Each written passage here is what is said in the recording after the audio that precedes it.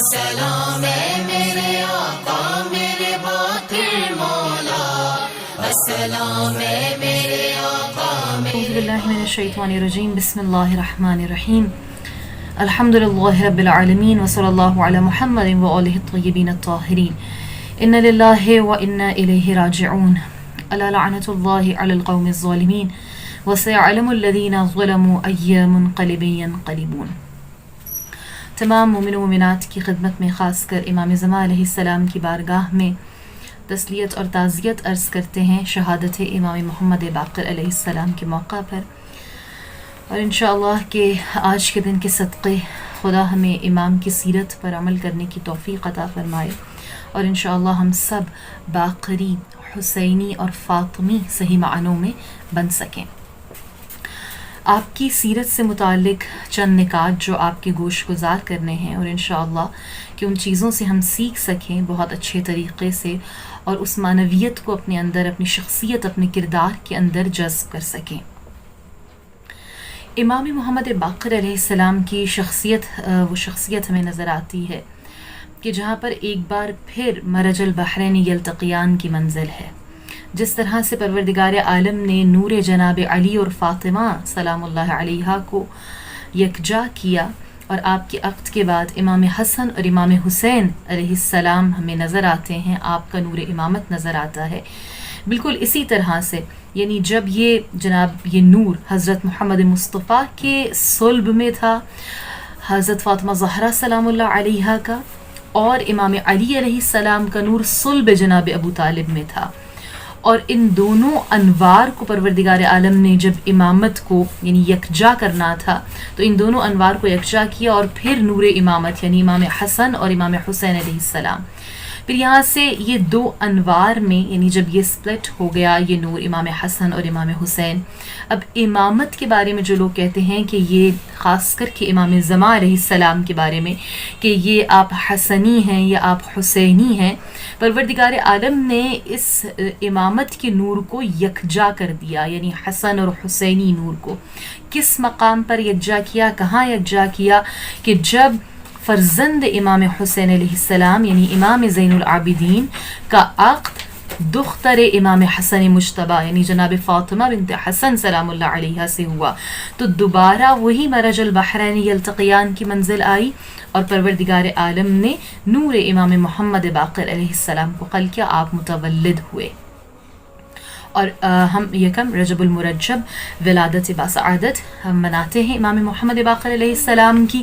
آپ کی شہادت 7 ذی الحج 114 ہجری کو ہوئی، یعنی آپ کی شہادت کا روز، اور 3.5 سال امام محمد باقر علیہ السلام نے امام حسین علیہ السلام کی امامت میں گزارے، اور کم و بیش 35 ایئرز 35 سال آپ نے اپنے بابا کی امامت میں گزارے، اور آپ خود 39 سال یعنی 39 ایئرز کے تھے جب آپ منصب امامت پر فائز ہوئے۔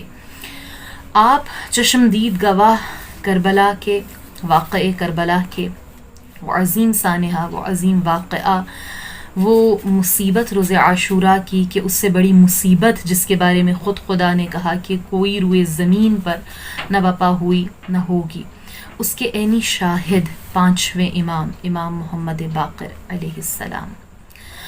آپ کی اسی واقعے سے ریلیٹڈ باقی سیرت کو، ویسے تو آپ کی شخصیت، آپ کی امامت کے پہلو دیکھے جائیں تو اس قدر وسیع ہیں کہ آپ کا اسم محمد مگر باقر العلوم کہا گیا، آپ کا لقب باقر قرار پایا۔ بقر یعنی شگافتہ کرنا، جس طرح سے زمین کے سینے کو چیرا جاتا ہے، اس کو تیار کیا جاتا ہے، آمادہ کیا جاتا ہے کاشت کے لیے، بالکل اسی طرح سے آپ نے گنجینہ علوم کو یعنی اس سینے کو شگافتہ کیا، اور اس طرح سے خزینہ علم آپ کے سینے سے، آپ کی زبان سے جاری ہوئے، اور دنیا اس قدر فیضیاب ہوئی کہ ہمیں وہ امام جعفر الصادق علیہ السلام کے علوم جو دنیا میں اور شاگردان پھیلتے ہوئے نظر آئے، ان یونیورسٹیز کی، ان مدارس کی بنا، ان کی بنیاد، ان کی بیس خود امام محمد باقر اور امام زین العابدین علیہ السلام نے رکھی۔ آپ نے علوم کو اس طرح شگافتہ کیا، مگر فقط علم نہیں، علم کے بارے میں بہت زیادہ بیان کیا جاتا ہے. اس سے ہٹ کر ایک دو پہلو آپ کی شخصیت کے بیان کرنا چاہوں گی آج انشاءاللہ. کہ ایک یہ کہ آپ نے ہر امام نے اپنی عصمت کو اپنی زندگی کے ہر مرحلے میں ثابت کیا ہے، اور کسی بھی مقام پر جب چیلنج کیا گیا آپ کی امامت کو یا کہا گیا کہ آپ پروف کریں کہ آپ امام ہیں، تو آپ نے ہر لحظے میں، یعنی اگر آپ کی میں مثال ایک دینا چاہوں، عبداللہ صفاح جو بنو عباس کا پہلا خلیفہ تھا، امام محمد باقر علیہ السلام کو اپنے دربار میں بلاتا ہے اور باقاعدہ اس نے تیر اندازی کا ایک نشست رکھی تاکہ وہ امام کو زیر کر سکے یا ان کو نیچا دکھا سکے. باقاعدہ اس نے اعلان کیا کہ آپ کے لیے چیلنج ہے. اس نے ایک تیر کمان میں باندھا اور پھر لگایا اور نشانے پہ جا کر وہ تیر لگا. تو لوگ بہت زیادہ انسپائر ہوئے کہ اس قدر اچھا نشانے باز ہے یہ. اور پھر وہ تیر اور کمان امام کے آگے پیش کیا، 5ویں امام کے آگے، اور کہا کہ اب آپ کے لیے چیلنج ہے. امام سن رسیدہ تھے، اس وقت آپ کی ایج زیادہ ہو چکی تھی، تو اس طرح کے ہاتھ میں ریشہ بھی تھا، کچھ روایات میں ہے. تو وہ اس وقت چیلنج کیا گیا کہ دیکھیں اب اس ضعیفی میں، کہ جب ہو سکتا ہے کہ انہیں نظر بھی کم آتا ہے اور ان کے ہاتھ میں شاید ریشہ بھی ہے، یہ اس طرح اتنی قوت سے اس چیلنج کو ایکسیپٹ نہ کریں. اس نے باقاعدہ کہا کہ چیلنج ہے یہ آپ کے لیے، آپ کی امامت کے لیے، کہ امام سے کبھی بھی خطا نہیں ہوتی. تو ہم دیکھتے ہیں کہ آپ کا نشانہ کس طرح کا ہے، یا خطا جاتا ہے یا کیا. کہتے ہیں کہ امام نے منع کیا کہ اس کی کوئی ضرورت نہیں ہے، اس کو ایز اے چیلنج کو منع نہیں کیا، مگر یہ کہ آپ چاہتے تھے کہ اس طرح سے مقابلہ نہ کریں. لیکن جب اس نے بہت زیادہ زور دیا اور پھر چیلنج کو دوبارہ دہرایا، تو امام نے تیر اور کمان اٹھایا، اور اس ایج میں بھی ہر مقام پر ہر امام نے اور آئمہ نے اپنی عصمت کو ثابت کیا ہے، اپنی امامت کو ثابت کیا ہے. امام محمد باقر علیہ السلام تیر اور کمان کو اٹھاتے ہیں اور نشانہ لگاتے ہیں، اور وہ ایگزیکٹ ٹارگٹ پر نشانے پر جا کر تیر لگتا ہے، اور مجمع میں ایک مرتبہ تکبیر کی، اللہ اکبر کی صدا بلند ہوتی ہے. امام ابھی لوگ صدائیں بلند کر رہے تھے، آپ ایک اور تیر کا نشان لیتے ہیں، اور وہ پہلے تیر کی پشت میں دوسرا تیر جا کر پیوست ہوتا ہے، پھر تیسرا تیر دوسرے کی پشت میں. اس طرح سے امام 9 تیر اس ٹارگٹ پر لگاتے ہیں، اور ہر تیر پہلے لگنے والے تیر کی پشت پہ جا کر پیوست ہوتا ہے. یہاں تک کہ خود عبداللہ صفا اپنی نشست سے کھڑا ہو کر کہتا ہے کہ اگر آپ 100 تیر بھی اس ٹارگٹ کے نشانے پر لگائیں، ہم اس بات کو مان لیتے ہیں کہ آپ کا نشانہ کبھی خطا نہیں جائے گا. یعنی فقط علم نہیں، کسی بھی میدان میں امام کو، معصوم علیہ السلام کو چیلنج کیا گیا، آپ نے اسے ایکسیپٹ کیا. نے کہا ایک بہت امپورٹنٹ پہلو جو ہمیں کربلا کے بعد نظر آتا ہے امام کی سیرت کا، اس کو ایڈریس کرنا بہت زیادہ امپورٹنٹ ہے. امام کا دور کون سا دور ہے؟ کیوں سیرت کو ریڈ کریں ہر امام کی؟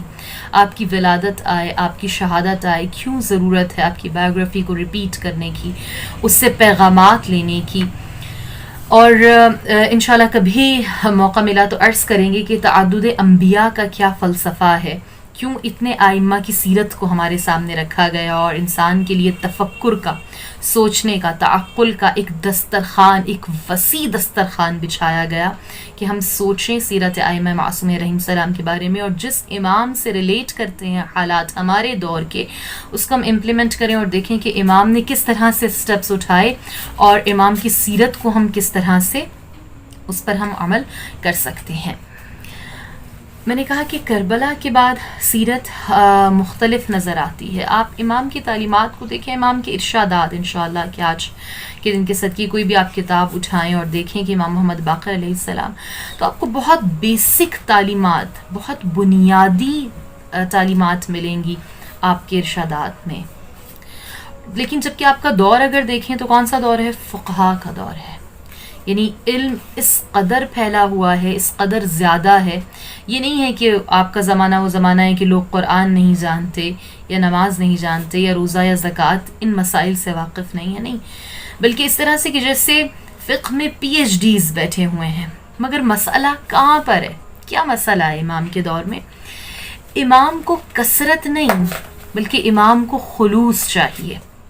امام کو فقط افراد نہیں چاہیے بلکہ تربیت یافتہ افراد چاہیے.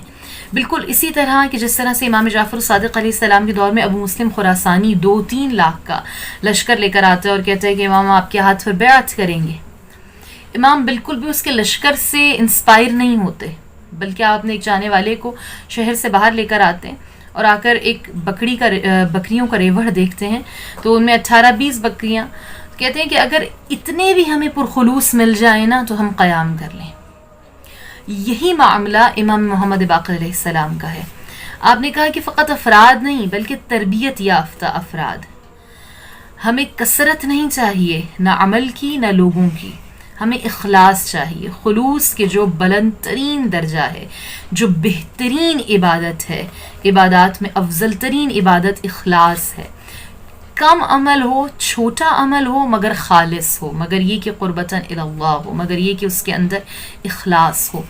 امام کے دور میں مختلف فقہا کی دکانیں چمکی ہوئی ہیں مگر امام تعلیم کس کی دے رہے ہیں؟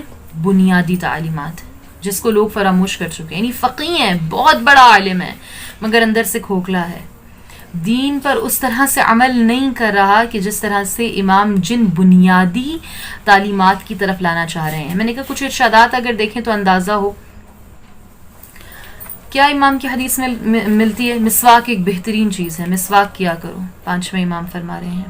یہ کتنی ایک بیسک سی بات ہے کہ اپنے دانتوں کو صاف رکھو، صفائی کا خیال رکھو. جہاں ظاہر پر اس قدر تم ظواہر پر دھیان دے رہے ہو، اگر باطن نجس ہے، باطن ناپاک ہے تو کچھ نہیں ہے.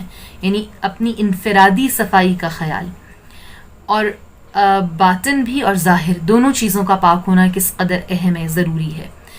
بیسک سے شروع کر رہے ہیں. شاید کہنے کا یا سمجھانے کا مقصد یہ ہو کہ ہمیں اس قدر پاکیزہ اور خالص افراد چاہیے، چاہے ہمیں 0 سے سٹارٹ کرنا پڑے، چاہے ہمیں 0 سے، ہمیں بہت نچلے درجے سے، سب سے پہلے درجے سے لوگوں کو لانا پڑے. کیونکہ کربلا دیکھ چکے ہیں اپنی آنکھوں سے. اس قدر کام ہوا مگر کیا لوگوں نے کیوں ساتھ نہ دیا؟ کہ اخلاص نہیں تھا. افراد تھے، تربیت یافتہ افراد نہیں تھے. جو تھے اس قدر مخلص تھے کہ ان کے لیے خود امام حسین علیہ السلام نے کہہ دیا کہ ایسے اصحاب نہ میرے نانا کو ملے، نہ میرے بابا علی کو ملے، نہ میرے بھائی حسن کو ملے، جس طرح کے اصحاب، پرخلوص اصحاب پروردگار عالم نے مجھے عطا کیے. امام محمد باقر اسی فلسفہ اور حکمت کو سمجھانا چاہ رہے ہیں. بیسک بات کریں، کیا جھوٹ مت بولو. اپنی ازواج کے ساتھ گھریلو زندگی کس طرح سے تم نے گزارنی ہے وہ، یعنی ایک بڑے سے بڑا فقیہ ہو یا عالم ہو لیکن اگر گھر کے معاملات اس کے درست نہیں ہیں تو اس کا وہ علم کسی کام کا نہیں ہے. اگر اس کے ڈیلنگز فیئر نہیں ہیں، اس کے معاملات میں سچائی اور دیانت داری نہیں ہے تو وہ کتنا بڑا عالم کیوں نہ ہو، فقیہ کیوں نہ ہو، PhD کیوں نہ ہو، نہیں ہے کسی کام کا. فقاہت کی دکانیں لوگ چمکا کر بیٹھے ہیں مگر اندر سے کھوکھلے ہیں، اصل میں دیندار نہیں ہیں. الناس عبید الدنیا، یہ لوگ دنیا کے غلام ہیں. یعنی اور دین ان کی زبانوں تک ہے، جب تک نفع دیتا ہے یہ دین کو اپنے ساتھ رکھتے ہیں، اور جہاں پر ان کو نقصان ہونے لگتا ہے دین کو چھوڑ دیتے ہیں. اس طرح کی سچویشن 5ویں امام کے دور میں نظر آتی. ایک واقعہ امام کی سیرت سے ہی کہ کس قدر بیسک پہ جا کر امام بات کر رہے ہیں. کہہ رہے ہیں کہ ایک مرتبہ ایسا ہوا، روایت کہہ رہی ہے کہ جنازہ ہو گیا کسی مقام پر، امام خود آئے اس جنازے پر وارث کو تسلی دینے، تشفی دینے، اسے اظہار تعزیت کرنے کے لیے. کہتے ہیں کہ چونکہ جنازے کا وقت تھا، بہت زیادہ لوگ وہاں پر جمع تھے. اتنے میں ایک بہت ہی معزز شخص آیا اور ایک عورت جو جنازے پر بہت زیادہ رو رہی تھی، اس نے آ کر کہا کہ اس عورت کو چپ کرواؤ، خاموش کرواؤ، کیوں اتنا واویلا کر رہی ہے، شور مچا رہی ہے، اگر یہ نہیں خاموش ہوئی تو میں چلا جاؤں گا. وہ شور نہیں تھما، نہیں رکا، وہ اٹھ کے چلا گیا. اور اسی طرح کی سچویشن تھی، بھیڑ بڑھتی جا رہی تھی، ایک جمع غفیر تھا. وارث آیا، کہا کہ امام آپ آئے جنازے پر، آپ نے اٹینڈ کیا، آپ نے تعزیت کی، بہت ہے، اب آپ چلے جائیے. امام نے کہا کہ نہیں، تھوڑی دیر اور قیام کرتے ہیں، رکتے ہیں. جنازہ تیار ہوا، امام نے نماز جنازہ پڑھائی. جب 5ویں امام نماز جنازہ پڑھا چکے، پھر وہ وارث جنازہ آیا اور آپ کے اصحاب کہا کہ امام اب آپ آئے، آپ نے تعزیت کی، آپ نے نماز جنازہ پڑھایا، اب آپ چلے جائیں، اب جنازہ اٹھے گا، آپ کو تکلیف ہوگی، لوگ زیادہ ہیں، بھیڑ ہے۔ امام نے اپنے اصحاب کو، جو قریبی لوگ تھے، انہیں جواب دیا، انہوں نے کہا کہ ہم نہ تو لوگوں کے کہنے پر آئے تھے، نہ ہم لوگوں کے کہنے پر جائیں گے، ہم خدا کے امر، اس کے حکم پر، اس کی خوشنودی کے لیے آئے تھے، اور اسی کے امر، اسی کے حکم اور اسی کی خوشنودی کے لیے تشییع جنازہ کریں گے۔ اور کہتے ہیں کہ امام جنازے کے ساتھ ساتھ چلے، آپ نے تشییع جنازہ کی، اور دیکھنے کے لیے کتنا چھوٹا سا ایکٹ ہے۔ کیا امام سمجھانا چاہ رہے ہیں؟ یعنی تم فقیہ ہو، کتنے ہی بڑے فقیہ ہو، کتنے ہی بڑے عالم ہو، کتنے ہی بڑے انسان اور شخصیت ہو، کسی قدر ہی مال و دولت رکھتے ہو، مگر ان معاملات میں کہ اگر تمہارے پڑوس میں کوئی جنازہ ہو جائے اور تم اس میں شامل نہ ہو، تم تشییع جنازہ میں نہ جاؤ اور تم لوگوں سے گھبرانے لگو، ان کے مسائل سے گھبرانے لگو، تو وہ علم اور فقاہت کسی کام کی نہیں ہے۔ امام علیہ السلام کی سیرت کو اگر ریڈ کریں، مطالعہ کریں، دیکھیں، تو آپ کو اسی طرح کے واقعات نظر آتے ہیں کہ جس میں ہم دیکھتے ہیں کہ امام نے چھوٹے معاملات پر بہت زیادہ زور دیا ہے اور کہا ہے کہ ہم اس کی جانب آئیں۔ آخر میں امام علیہ السلام کی وصیت کے چند الفاظ ہیں جو آپ نے جابر ابن جعفی کو کی، اور بہت خوبصورت آپ کی وصیت، اس کا ایک مختصر حصہ جو مجھے بہت خوبصورت لگا، آپ کی گوش گزار کروں، اور انشاءاللہ کہ ہمیں سیرت پر اور کس قدر امید افزا ہے، کس قدر توحید سے بھرپور ہے، کس طرح سے امام ہمیں خدا شناسی کی طرف لے کر جا رہے ہیں اور ہمیں اخلاص کی جانب، اخلاص کی سیڑھیوں کو طے کروا رہے ہیں۔ امام جابر ابن جعفی کو وصیت کرتے ہیں اور اپنی کی گئی وصیت میں یوں ارشاد فرماتے ہیں کہ میں تم کو 5 چیزوں کے بارے میں وصیت کرتا ہوں، اگر تم پہ ستم ہو تو تم ستم نہ کرنا، اگر تمہارے ساتھ خیانت ہو تو تم خائن نہ بننا، اگر تمہیں جھٹلایا جائے تو غضبناک نہ ہونا، اور اگر تمہاری تعریف کی جائے تو خوشحال نہ ہو، اگر تمہاری مذمت کی جائے تو شکوہ نہ کرنا، تمہارے متعلق جو لوگ کہتے ہیں اس پر غور و فکر کرنا، اور اگر تمہیں جس طرح سے لوگوں نے کہا ہے ایسے ہی سوچا کہ تمہارے متعلق جو لوگ کہتے ہیں اگر وہ تم دیکھو کہ حق بات ہے، اور لیکن تم اس پر غضبناک ہو جاؤ، غصہ ہو جاؤ، تو تم اللہ کی نظر سے گر گئے ہو، اور خدا کی نظر میں گرنا لوگوں کی نظر میں گرنے سے کہیں بڑی مصیبت ہے۔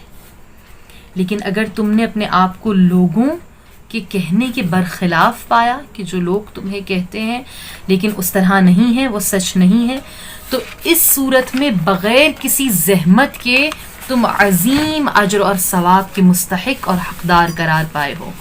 تم یقین جانو کہ میرے دوستوں، میری شیعوں میں سے صرف اسی صورت میں قرار پا سکتے ہو کہ اگر تمہارے شہر کے لوگ تمہیں برا کہیں تو تم غمگین نہ ہو، اور سب کے سب کہیں کہ تم نیک ہو تو تم شادمان نہ ہونا، اور لوگوں کی برائی کرنے پر خوف زدہ نہ ہو، اس لیے کہ وہ جو کچھ لوگ کہیں اس سے تمہیں کوئی نقصان نہ ہوگا، اور اگر لوگ تمہاری تعریف کریں جبکہ تم قرآن کی مخالفت کر رہے ہو تو کس چیز نے تمہیں فرشتہ بنا کر رکھا ہے؟ بندہ مومن ہمیشہ نفس سے جہاد میں مشغول رہتا ہے تاکہ خواہشات پر غالب آ جائے اور اس عمر کے لیے اہتمام کرتا رہے۔ اللہ اکبر۔ امام کی وصیت، آپ کے جاتے ہوئے بھی الفاظ خدا شناسی کی طرف دعوت دے رہے ہیں، ایک عظیم، ایک خوبصورت، ایک حسین دسترخوان کہ جو امام جاتے جاتے اپنے چاہنے والوں کے لیے اخلاص کی طرف، توحید کی طرف متوجہ کرا رہے ہیں۔ ایسے امام کو زہر دیا حشام ابن عبد الملک، خدا امام کے قاتلان پر انشاءاللہ تا قیام قیامت لعنت کرتا رہے، ظالمین پر، اور حشام ابن عبد الملک پر لعنت کہ جس نے امام کو زہر دلوایا۔ 57 ایئرز، 57 برس امام کی زندگی۔ آخر میں فقط ایک جملہ امام کی مصیبت کا بیان کروں کہ اسی قدر سنگین زہر تھا جو امام محمد باقر کو دیا گیا، جس طرح سے امیر المؤمنین کی ضرب کو زہر آلود کیا گیا تھا، مگر ایسے امام کو زہر دینے کی بھی کیا ضرورت تھی جس نے کربلا اپنی آنکھوں سے دیکھی ہو؟ امام تو کربلا میں ہی شاید مر گئے ہوں کہ جب انہوں نے جلتے ہوئے خیام حسینی کو دیکھا ہوگا۔ نہ جانے کس طرح آپ نے اپنی پھوپھیوں کی رداؤں کو چھنتے ہوئے، نہ جانے کس طرح اپنے بابا کے نیچے سے بستر کو اٹھاتے ہوئے کس طرح سے وہ منظر دیکھا ہوگا کہ جناب زینب سلام اللہ علیہا اپنی پشت پر جناب سجاد کو اٹھا کر لائیں۔ اور کیا اس طرح کا سلوک یتیموں بیواؤں کے ساتھ ہوتا ہے جو شام و کوفہ کے بازاروں اور درباروں میں ہوا؟ یہ کافی تھا امام کے لیے، آپ کے قلب پر وہ زخم پیوست تھے کہ جو کبھی بھی مندمل نہ ہو سکے۔